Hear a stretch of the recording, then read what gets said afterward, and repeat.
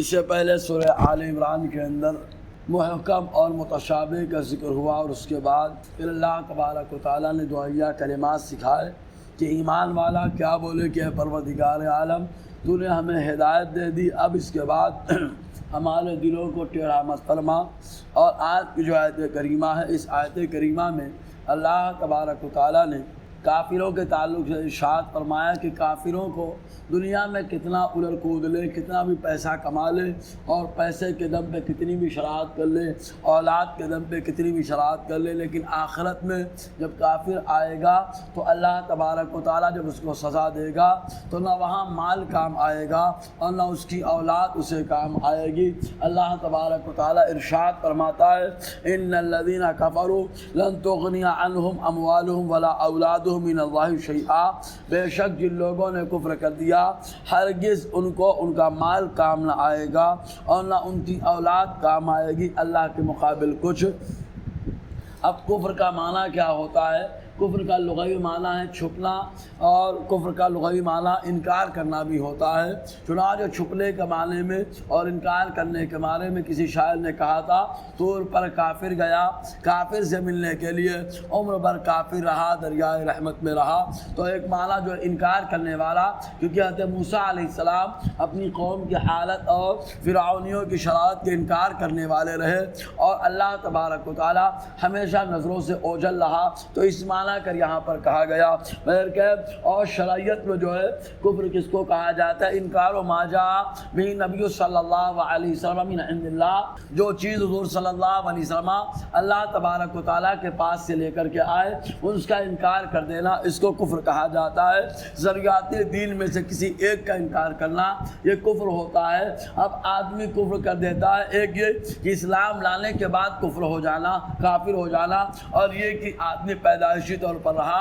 اگر آدمی ایمان لانے کے بعد مرتد ہو گیا پھر گیا تو اسے مرتد کہا جاتا ہے، اس کی سزا بڑی سخت ہوتی ہے۔ اور جو پیدائشی کافر ہوتا ہے تو وہ کافر یا تو اس کے دل میں نفاق چھپا ہوتا ہے اور یا تو وہ کھلم کھلا ہوتا ہے۔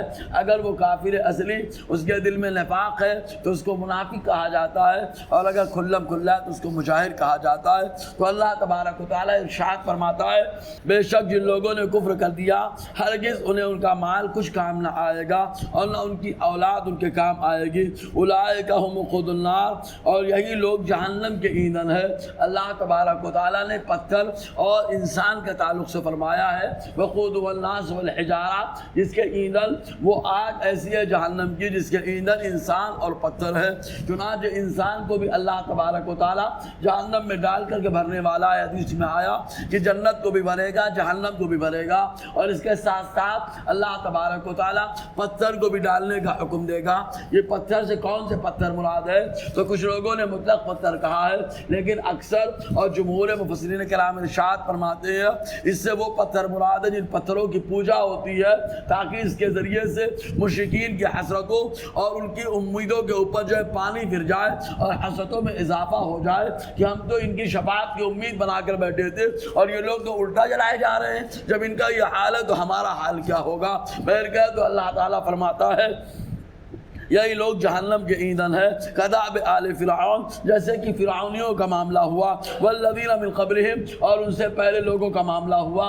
فرعون کے اوپر بھی اللہ تبارک و تعالیٰ کا عذاب کہ وہ مال فرعون کے کام نہ آیا، نہ اولاد اور حوالی جوالی فرعون کے کام آئے، اور نہ اس سے پہلے نمرود کا جو معاملہ رہا نمرود کا مال نہ کام آیا، نہ اس کے حوالی جوالی اور اس کے خدمہ کام آئے، اور اس سے پہلے قوم عاد قوم ثمود کا جو معاملہ رہا ان کو بھی اللہ تبارک و تعالیٰ نے تباہ اور برباد کر دیا۔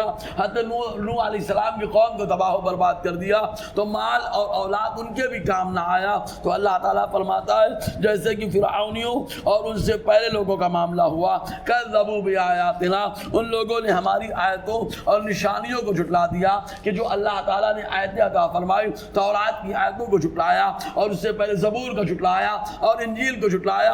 حضرت عیسیٰ علیہ السلام کی امت میں سے بہت سارے لوگوں نے تو اس طریقے کے بہت ساری شرارتیں ان لوگوں نے کی تو اللہ تبارک و تعالیٰ نے ان کو جو ہے دنیا میں بھی سزا دی اور آخرت میں بھی ان کے لیے سزا متعین ہے. نہ مال کام آیا نہ اولاد. فأخذهم الله بذنوبهم, تو اللہ تعالیٰ نے ان کے گناہ کی وجہ سے ان کی گرفت فرمائی. اور رب کی گرفت ایسی کہ قرآن کہتا ہے ان بطش ربک لشدید, بے شک تمہارے رب کی پکڑ بڑی سخت ہے.